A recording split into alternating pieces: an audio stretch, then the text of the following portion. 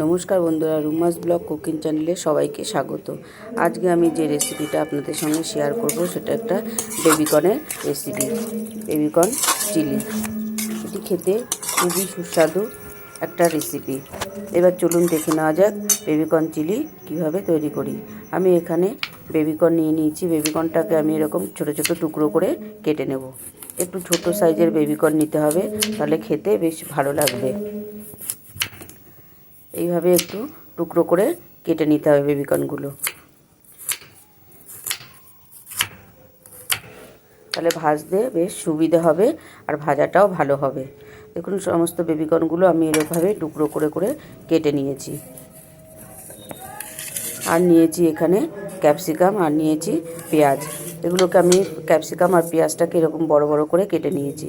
আর নিয়েছি শুকনো লঙ্কা। এগুলোর বীজগুলো ভাজিয়ে আমি বীজগুলো বেছে আমি আধ ঘন্টা আগে ভিজিয়ে রেখেছিলাম। এবার আমি এর মধ্যে বেবিকর্নটার মধ্যে আমি একটু ভাপিয়ে নিয়েছি বেবিকর্নটা। এর মধ্যে আমি আদা রসুনের পেস্ট দিয়ে দিলাম। আর যে লঙ্কাগুলো ছিল সেই লঙ্কাটা মিক্সিতে বেটে আমি একটা পেস্ট তৈরি করে নিয়েছি, সেই লঙ্কার পেস্টটা আমি এর মধ্যে দিয়ে দেব। এটা পরিমাণ মতন দিতে হবে, এটা ঝাল হবে না, এটা কালারের জন্য, দেখতে বেশ ভালো লাগবে। সেই জন্য এইভাবে আধ ঘন্টা আগে লঙ্কাটা ভিজিয়ে রাখলে এটার বীজগুলো বার করে নিয়ে পেস্টটা খুব সুন্দর হবে। এবার আর দিয়ে দিলাম আমি পরিমাণ মতন লবণ। এই সমস্ত কিছু দিয়ে আমি ভালো করে বেবিকর্নটাকে মেখে নেব। আগে আমি কর্নফ্লাওয়ারটা দেব না, আগে আমি বেবিকর্নটাকে এরকম মশলা দিয়ে মেখে নেব। দেখুন, মশলা দিয়ে ভালো করে মেখে নেওয়া হয়ে গেছে। এরপরে আমি এতে কর্নফ্লাওয়ারটা মেশাবো।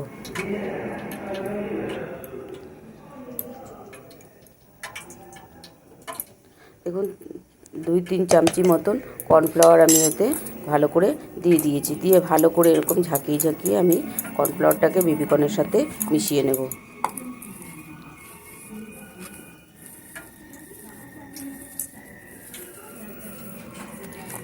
কর্নফ্লাওয়ারটা ভালো করে মিশিয়ে নেওয়া হয়ে গেছে। এবারে আমি পাশে কড়াইতে তেলটা আগে থেকেই আমি গরম বসিয়ে দিয়েছিলাম।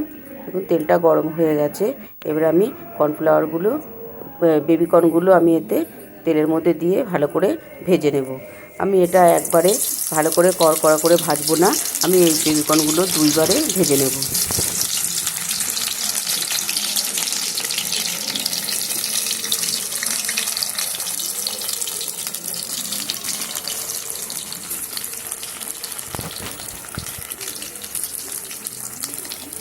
দেখুন, বেবিকর্নগুলো এরকম অল্প আমি আগে ভেজে তুলে রেখে দেব।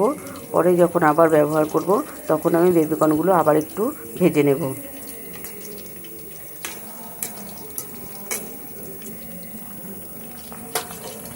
এবার আমি বেবিকর্নগুলোকে তুলে একটা থালার মধ্যে রেখে দেব।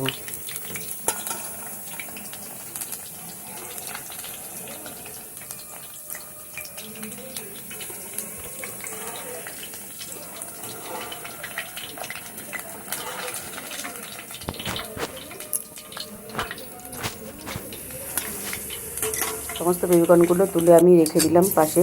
আমি অন্য একটা কড়াইয়ের মধ্যে আমি সাদা তেল দিয়ে দিয়েছি। তেলের মধ্যে আমি কিছুটা পরিমাণে 1 চামচি মতন রসুনের কুচি আমি এর মধ্যে দিয়ে দিলাম। আর দিয়ে দেব আদা, গ্রেট করে নেওয়া আদা। আদাটা রসুনটা দিয়ে ভালো করে একটু নেড়ে চেড়ে যতক্ষণ না কাঁচা গন্ধ যায় ততক্ষণ একটু ভেজে নিতে হবে। কাঁচা গন্ধটা চলে যাওয়া পর্যন্ত একটু ভেজে নেব। তারপরে দেব আমি এতে কেটে রাখা ক্যাপসিকাম আর পেঁয়াজটা।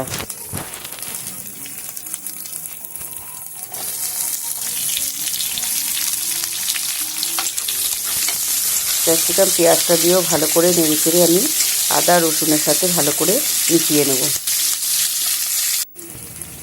আমি এতে পরিমাণ মতন একটু লবণ দিয়ে দেবো। দিয়ে ভালো করে এগুলোর সাথে ভালো করে মিশিয়ে একটু হালকা করে ভেজে নেব।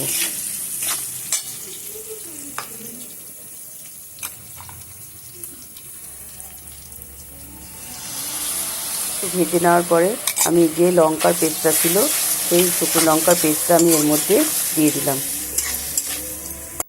তারপরে আমি এতে দেব 1 চামচি মতন টমেটো কেচাপ আর দেব সয়া সস।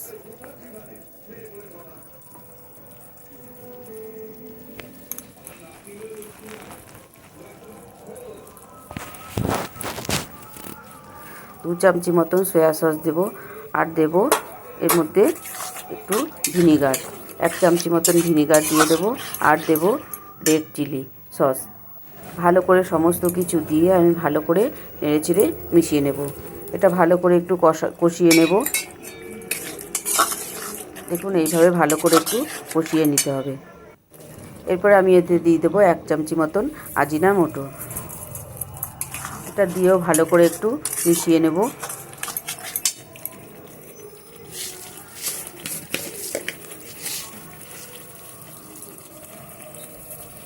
আমি এতে স্বাদ মতন একটু চিনি দিয়ে দিলাম।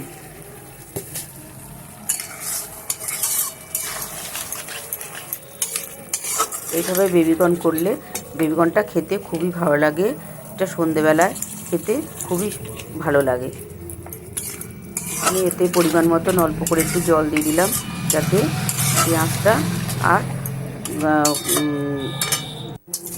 ক্যাপসিকামটা ভালো করে একটু সেদ্ধ হয়ে যায়।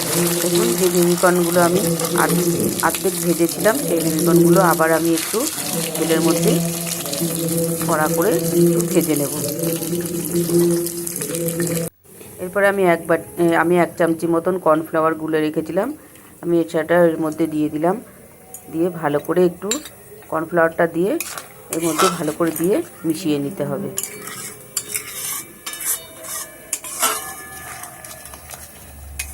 এটা একটু ফুটলেই তারপরে আমি যেই বেবিকর্নগুলো আমি ভেজেছিলাম সেই বেবিকর্নগুলো আমি এর মধ্যে দিয়ে দেব।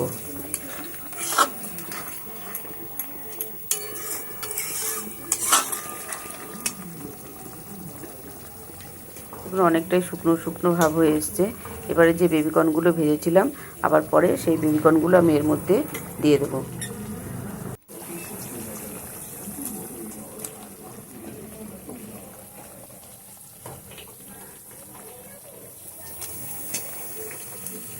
এইটা খেতে খুবই সুস্বাদু একটা রেসিপি।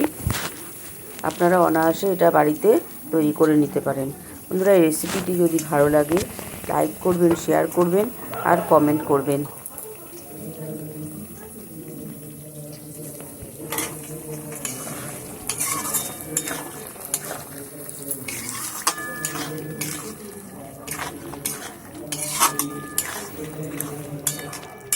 তৈরি হয়ে গেল আমার বেবিকর্ন চিলি। আমি এতে কিছুটা পরিমাণে কাঁচা লঙ্কা কুচি এর মধ্যে দিয়ে দিলাম। তো দেখতেও ভালো লাগবে আর খেতেও ভালো লাগবে।